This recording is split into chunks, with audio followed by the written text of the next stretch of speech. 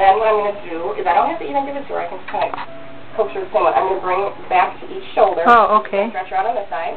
I'm going to bring her back to this shoulder to stretch her out here.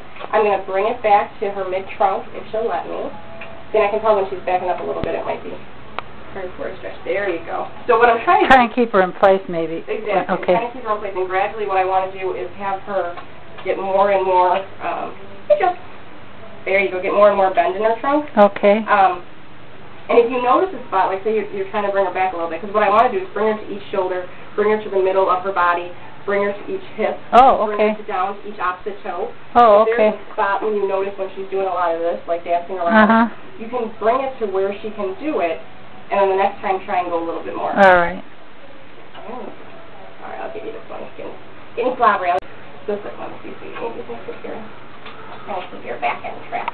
I want to compare from side to side, so I can tell that if one side, I can say, oh, she can go all the way to her back hip, but the other side, she gets kind of, that's really good girl, nice. Well, how's she doing now, She's doing good. I bring it towards her hip, so see the nice curve she has on her spine? That's really good for stretching out. I'm going to bring it to her opposite toe. That was a little hard for her, so I know she can go about here. Good girl. We'll try and do more next time. So it's not something, when you do it, it's not over time. You should be able to notice that she can go all this way. So I'm noticing on the right side now. There you go. That's better. She don't want to go back to her hips as much. So part of it too, she can. Thank God for liver. I know she can figure out I'm not giving her the truth. She's like, enough of this. I'm not working if I'm not getting it. No, she's been baited before. She knows she doesn't get it all the time. You don't want you to get smelly food. Oh, you got that one from me. Do that. Well, I give them to her on walks when she's good and doesn't attack some dog that's barking at her. So she tolerates them pretty well. So what she seems to do, just for your reference, she seems to do pretty well going towards her hips, coming back down to her opposite toe. Okay. More of a stretch is a little hard for her. All right. So you can work on going from her hip and going to each knee then, and then going down to each toe. So do I follow it down, or I start at the beginning again? So I start at her head and then bring it to her knee, then start at her head and then bring it to her toe. So it's not like following it down the line of her. You could do, I mean, you could try, I would try. That'd be a longer stretch, wouldn't it? Try each one isolated to see what she does. All right. And then if she does okay with them, then you can kind of put them together. Follow, okay. But sometimes I like doing them isolated because then you can tell where she kind of breaks down during the thing.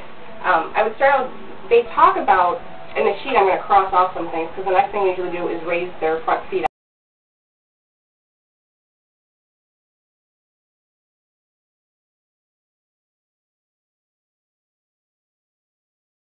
I'm going to like interlace my fingers and come under her tummy. There you go. It's her tummy, okay. And then come along towards her back. And all I'm trying to do is... You're raising it up then, Janine? Like a cat stretch, yeah. Oh, okay. Like a Halloween cat stretch. Yeah. Okay. Arch her back then. When you arch her back, it separates the space in between her spine. Oh, okay. So it helps to just loosen her up a little bit. Okay.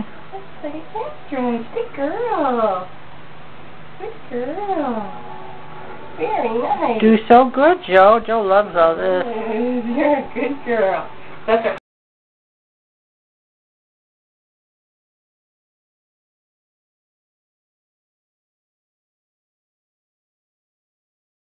A lot of like square standing with her, and basically what that means is I'm just going to line her up. Oh, like you're showing her or something. Exactly. And the liner, she likes to dance with her feet kind of wide apart too. We're going to line her up, and I like to use my knees right around the hips, and all I'm doing is weight shifting her, real simple. Left to right? Right now I'm rocking her forward and backward. Okay. Not real fast, just slow. And I'm concentrating on the back part because she does so much of pulling her weight forward. Okay. And I want her to kind of learn that she has to shift her weight back here. Oh, come here, Josie. Hey, you see. There you go. You're such a good girl. So I can do forward, backward. And I'll probably do that for like 15 seconds or so. Then I want to do right to left. Pushing. Joe.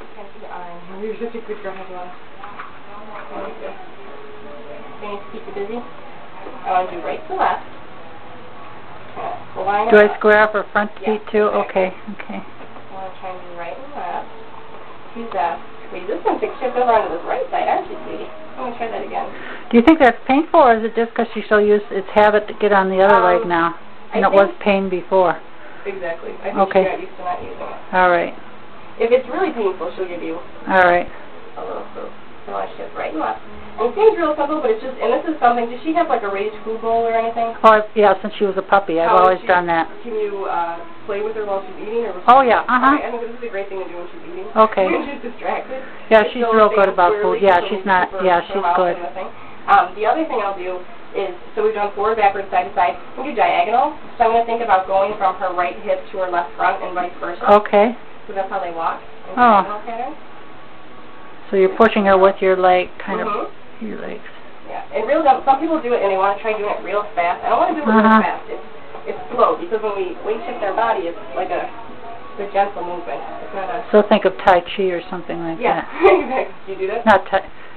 I should, because I need more balance. I took one at the Botanical Garden and realized how out of balance I was.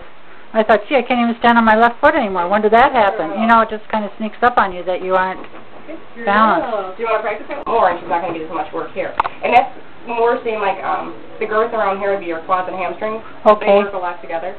So her quads and hamstrings are probably a little bit smaller on the right side. And I would notice just from watching her do things, I would just say that's from her compensating. Yeah, and I think Dr. Lori said over on her left arm or whatever, left leg, foreleg, that's compensatory, whatever's going on.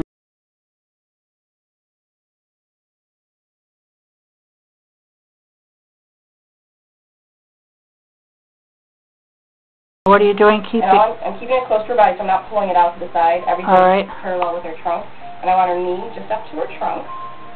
And I'm bringing her foot up a little bit. And I'm gently going to bring it behind her. And I have my hand above her knee. I never want to be right on her joint. All right. I'm just stretching a little bit. There you go. So is that a repetitive thing?